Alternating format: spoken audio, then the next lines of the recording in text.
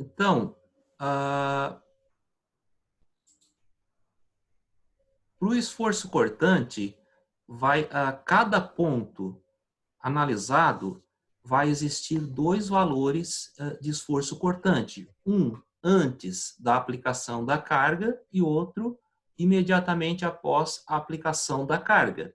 Ou seja, eu chego num ponto com um valor de esforço cortante e eu vou sair daquele ponto no gráfico com outro valor de esforço cortante. Tá? Então, aqui em A, eu vou ter um valor A antes e A depois, para esse mesmo ponto A da viga. Depois, para o ponto B, né? Eu vou ter um B antes da aplicação da reação em B e vou ter um B depois. Né? Então, eu cheguei aqui com o valor de menos 20, depois eu aplico a reação em B, que é esse 46 que foi calculado, né? E tenho aqui o resultante mais 26. E a gente foi assim até o final da viga, até o ponto D, né? Encontrando os valores de cortante para cada ponto antes e depois. Tá? Aí, já vou aproveitar e vou fazer a aplicação desses valores aqui no gráfico para a gente verificar. Então, olhem só. Eu vou utilizar o gráfico do material porque eu não fiz o traçado ali. Então, olhem só. O eixo X representa aqui o eixo da viga, né? Então, acima de X, eu coloco os valores positivo de esforço cortante e abaixo de X, os valores negativos. Então, eu começo no ponto A. No ponto A, começo com 0, né? Aqui, eu anoto todos os pontos que eu tenho, né? Aqui o ponto A, aqui o ponto B. Aqui deveria estar colocado, na verdade, no material. É que está colocado lá na parte superior, na própria viga, né? A, B, C, D. E não foi... Eles simplesmente foram trazendo aqui para baixo, né? O desdobramento do cálculo e não colocaram o nome dos pontos. Mas quando vocês traçarem, vocês coloquem aqui no diagrama, tanto de cortante quanto de fletor, o nome dos pontos. Então, aqui, o ponto A, depois o ponto B, o ponto C e o ponto D. Então, eu inicio o ponto A antes com 0 e A depois, eu saio de A com menos 20. Tá? Então, eu começo com 0 e saio com menos 20. Tá? Esse valor aqui. Então, de A até B, né, até B, que vai ser o B antes, eu vou com o valor menos 20. Então, vou chegar lá em B com o valor, esse aqui é o ponto B, né? Cheguei com menos 20. Agora, B depois, qual o valor de B depois? É mais 26. Então, no mesmo ponto B, o esforço cortante, ele sofre essa transição aqui, de menos 20 para mais 26, e eu vou sair de B para C com mais 26. E eu vou chegar em C antes com esse mais 26, tá? Como vocês estão verificando aqui. C depois, ele sofre essa transição aqui de mais 26 para menos 14, né, no mesmo ponto. Eu vou sair, então, de C depois com menos 14 e vou chegar em D, esse último ponto aqui, D antes com menos 14. E depois, finalizando no mesmo ponto D, depois da aplicação da reação D, eu finalizo com 0. Tá? Então, no mesmo ponto D, eu chego com menos 14 e finalizo para 0. Então, esse é o meu diagrama de esforço cortante. Tá? Tá finalizado. Agora, para fazer... Então, reparem um detalhe. Esse diagrama, entre os pontos, o gráfico é sempre uma reta paralela ao eixo X. Então, são valores constantes. Tá? Então, reparem o tipo de carregamento, cargas concentradas, tá? Para cargas concentradas, o meu diagrama de esforço cortante vai ser sempre, vai apresentar sempre valores constantes, né? Retas em relação ao eixo X. Tá? Agora, para determinar o diagrama de momento fletor, eu preciso calcular os valores de momento em cada ponto. Então, eu começo lá no ponto A e vou até o ponto D, ponto a ponto, determinando os valores de momento. Nas extremidades, o valor de momento é sempre zero, tá? Porque eu estou iniciando, né, extremidade livre. Se não tiver um momento aplicado, tá, o momento é zero.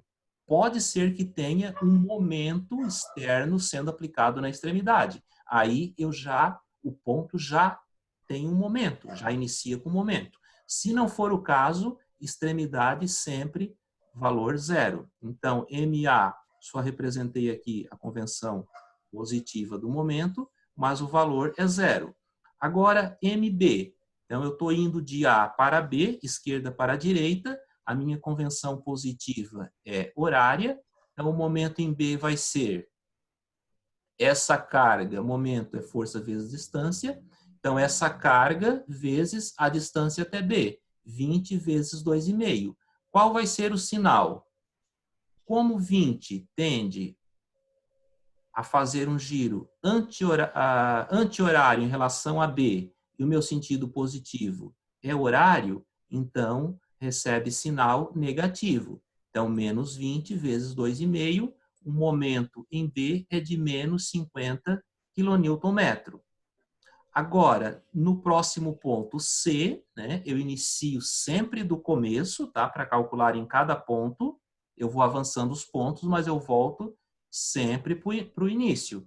Então, esquerda para direita, convenção positiva horária, o momento em C vai ser igual a menos 20, né, porque tende a giro anti-horário, vezes a distância de A até C. Então, de A até C vai ser a distância de 2,5 mais 3, então é 5,5.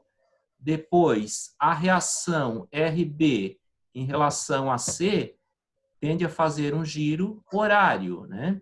Então, RB vale 14, aliás, mais 46, tá?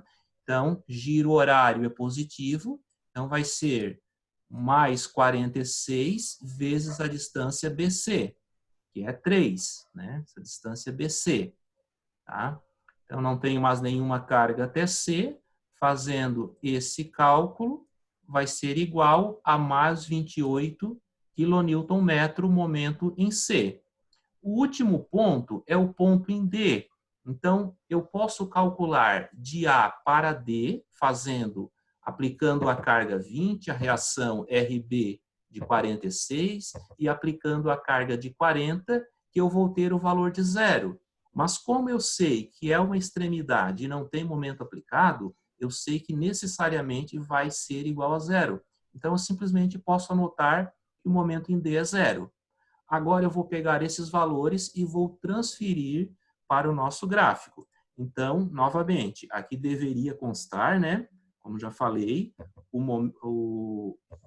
aqui a nomeação A, B, C e D para identificar, tá? Então, vocês, na hora de traçar esses gráficos, lembrem de colocar.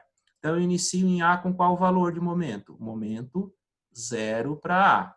Eu iniciei aqui com 0. Depois, nesse ponto B, qual o valor de momento? Também para momento, tá, pessoal? Acima do eixo X, aqui vai ser considerado momento positivo e abaixo do eixo X, momento negativo. Tem alguns materiais, algumas bibliografias que consideram o contrário. O positivo abaixo da linha do X e o negativo acima da linha do X. Mas aqui, para o nosso caso, o positivo e o negativo é idêntico ao diagrama do cortante, tá? Então, no ponto B, qual o valor de momento? No ponto B, o momento é de menos 50. Então, escrevo aqui B, né? B, o valor é menos 50, tá? O ideal é que, né, não necessariamente em escala, mas que se faça alguma proporção, né, para que se tenha uma relação aproximada de escala, para não ficar muito distorcida essa questão aqui de valores, né? Então, menos 50. O próximo ponto é o ponto C. No ponto C, qual o valor do momento? Momento de mais 28, no ponto C. Então, mais 28 é acima de X, né? Então, mais 28 kNm. E no ponto D, por fim, o momento retorna para o valor zero, certo? Agora, depois que foi feito a colocação desses valores aqui no ponto A, 0, no ponto B, menos 50, ponto C, mais 28, ponto D, 0, o gráfico é traçado de que forma? Aqui está em linha reta, é visível, né? Todos os pontos foram ligados em linha reta. Mas será que vai ser sempre linha reta? Né? A questão do formato do gráfico depende do tipo de carregamento.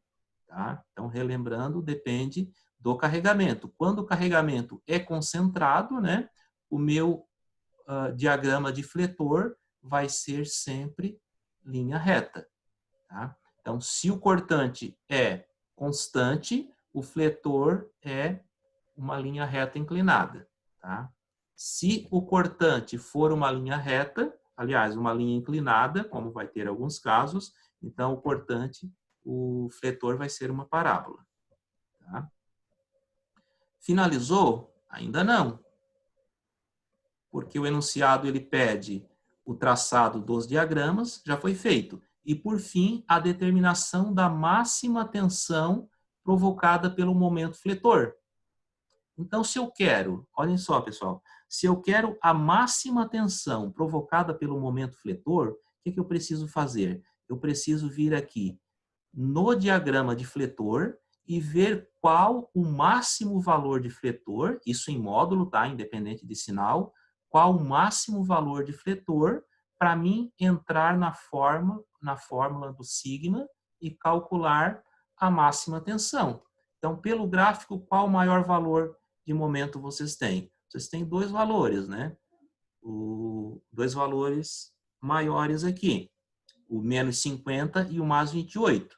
Tá? Nos demais trechos aqui, entre o ponto AB, BC e CD, vocês têm valores intermediários, né? À medida que esse gráfico em linha reta inclinada se desloca.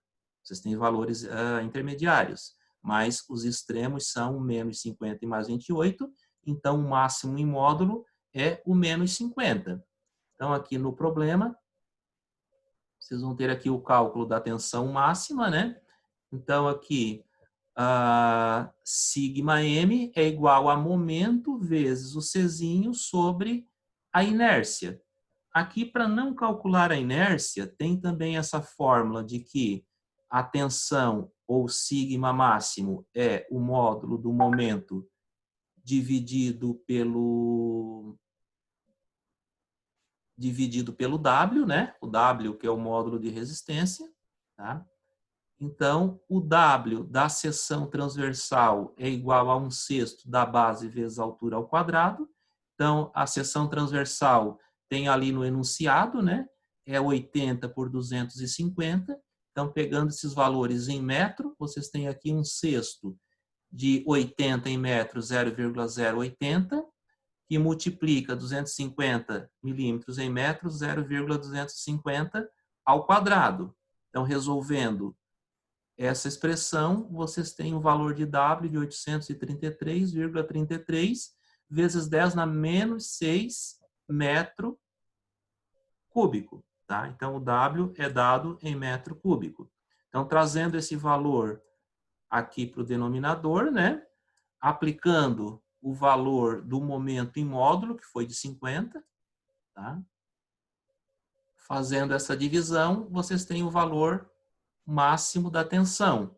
Tá? Aqui já foi Não, aqui está em Pascal, né? Não foi 60,00 vezes 10 na sexta Pascal. Então, vocês sabem que essa potência 10 na sexta é megapascal. O resultado, então, da tensão máxima é de 60 megapascal. Ok? Então, pessoal, finalizamos essa questão 5.1, né? Tem essa 5.2 que a gente não vai ver hoje. Provavelmente, aula que vem, eu vou estar passando essa questão. Essa questão, ela traz um perfil comercial, né? Perfil W250 por 167. Esses perfis, eu postei o material, a tabela para vocês no sistema, já no material de hoje, tá? Que a gente vai começar a usar a partir da aula que vem, tá? Então, eu quero que vocês anotem agora na sequência, depois quem tiver pergunta, fique à vontade, tá? Na sequência, eu quero que vocês anotem quais as questões devem ser resolvidas. Tá? Então, é para resolver da listagem da página 335. Deixa eu só finalizar aqui a gravação.